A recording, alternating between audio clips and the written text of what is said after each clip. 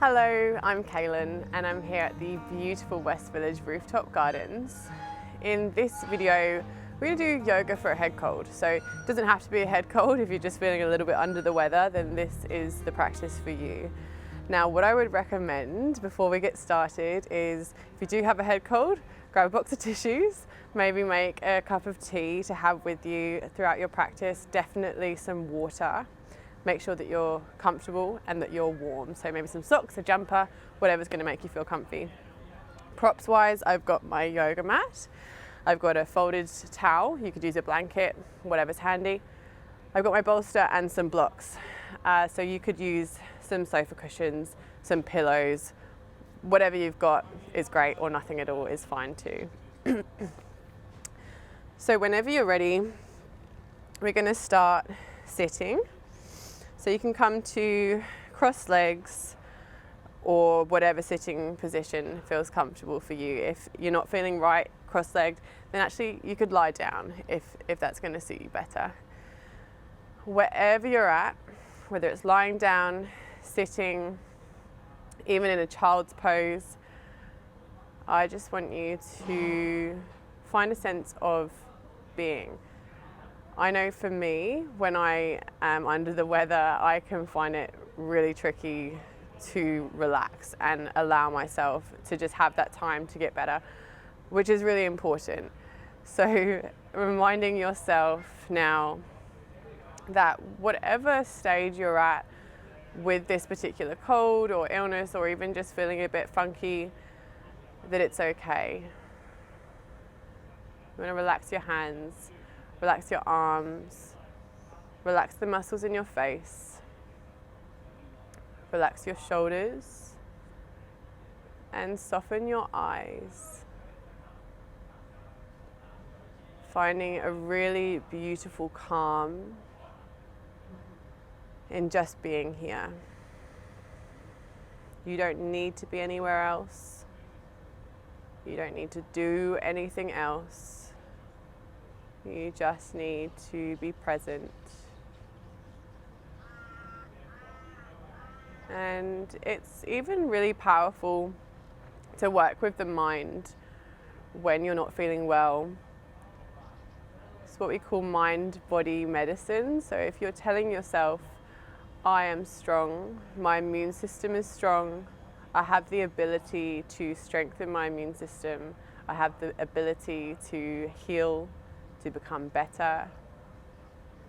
But right now, you can just rest into whatever you're feeling.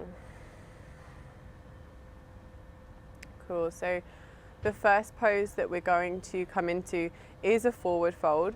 If you're really heavy in the face, then you might not want to come too far forward, but we will take the legs wide, so it's a wide-legged forward fold. Now the legs aren't going to come at full capacity of what you can do. We want to sort of look at that 80%. So maybe if you come to the full stretch and then ease it back a little bit. Now you're going to bring your bolster or your sofa cushions or whatever you've got handy with a couple of blocks underneath. So one's going to go down parallel and the other one's going to come up lengthways. And finding the edge of your folded blanket with your sit bones and just allowing yourself to hinge from the hips. So you're going to let the fold initially just come from that hinging in the hips, and that might only come as far as here, and if that's the case, then that is absolutely perfect. And you're going to breathe there. If there is a little bit more space, then you might start to come down and maybe rest the head to your cushion, or maybe just rest your head onto your hands. And again, just finding that real sense of respect for your body, for your mind, for your entire self, wherever you are today. So you're not pushing anything, you're not stretching, you're really just being wherever you are, if that makes sense. You're tuning into your breath, you're relaxing the breath, you're relaxing the mind. And look, it might be that the mind's quite busy, because again, I know that I find it hard to slow down, and I'm sure I'm not the only one. If the mind is busy, You just let it be busy. Watch those thoughts come and go. And you might find that as you're watching them, they sort of start to dissolve and disappear a little bit, and you can refocus on your breath. Refocus on the heaviness in your body, in your limbs, in your head.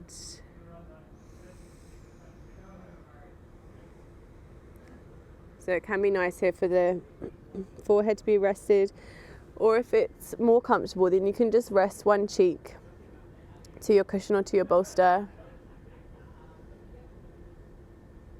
And after a few moments with one head to one side, you lift the head and change.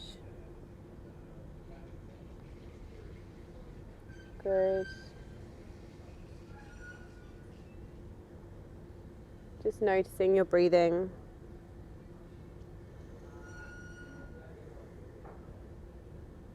Nice.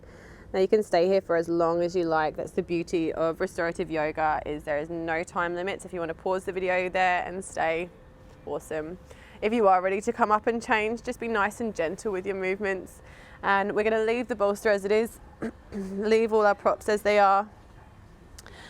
All that you're doing is moving to come and lie back on that bolster. And we're going to bring soles of the feet together, let the knees come out wide, and just gently ease yourself back with the chest nice and open here.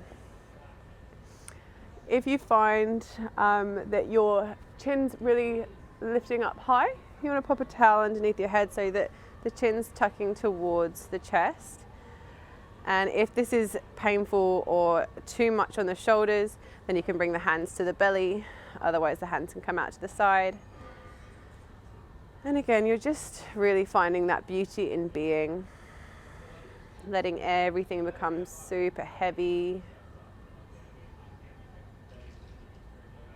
Imagining that you can feel the shoulders melting down either side of the bolster or the cushions.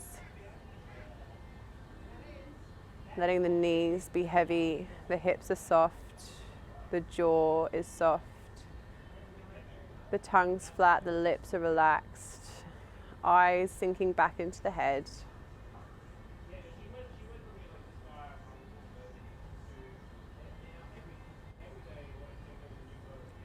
And again, this is one that you could stay in for 5-10 minutes and just really allow that sense of being, that sense of stillness.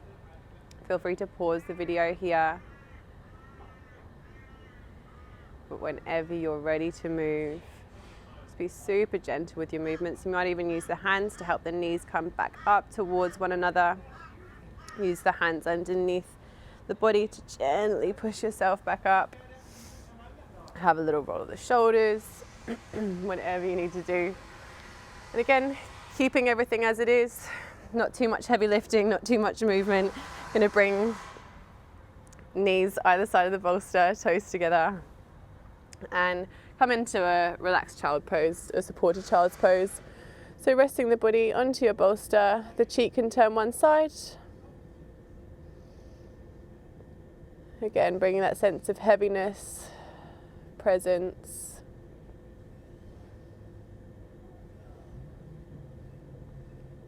Now this is one that I strongly recommend that you stay in for as long as you can, because it can be super relaxing, super restorative. You might even find that you drift off to sleep here.